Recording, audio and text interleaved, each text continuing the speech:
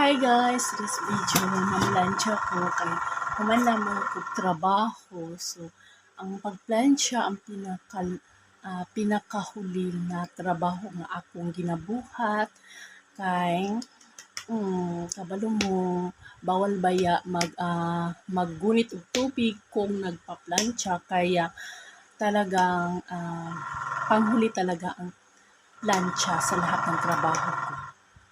Diretsuhan na pahinga, di ba? Pahinga. Kasi pag unahin ang plancha, sa pag mga magtikaw-tikaw dyan sa kusina, syempre mapasmang mga kamutoy. Maunang ako yun siyang ako yun siya gipahulit na trabaho. Diba? Nindot mo istorya o Bisaya. Mas komportable dyan kung istorya o Bisaya kaysa Tagalog. Pero sa balay, Tagalog akong ginagamit na istoryahan. Siyempre, mga bata, di ko kasabot. Pero ako, Joy, mas gusto ko mag-Bisaya din sa kuwan.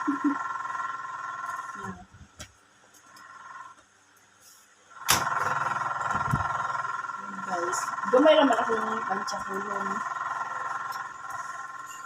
Kinaunan lang na ko siya, plancha ko, hindi ko gusto na matigom ba kay pag natigom ang good, ako'y malisuran. Ako'y malisuran, tama ba yun?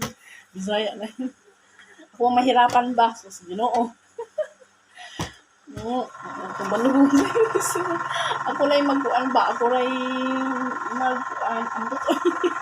Basta ako ang mahirapan kapag tingubon ko yung kapag tingubon ko ang aking mga plantsahin.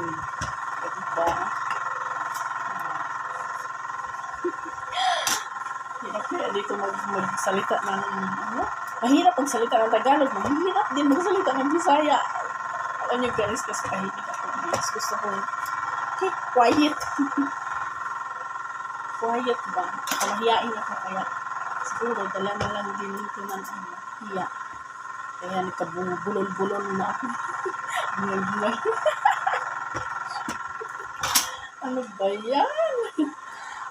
Mahiyain talaga ako kaya. Hanggang ngayon, nagpa-practice ko rin ako sa pagsasalita sa harapan ng camera. Bahala. Just the word.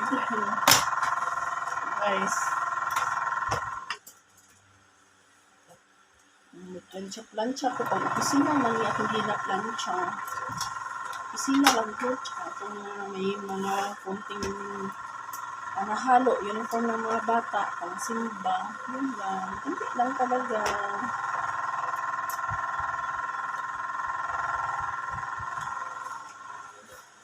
Ayun lang, konti lang na plancha ko kasi na-plancha ko na sa na-plancha ko na ay nakaraan linggo kaya hindi na lang plancha dito.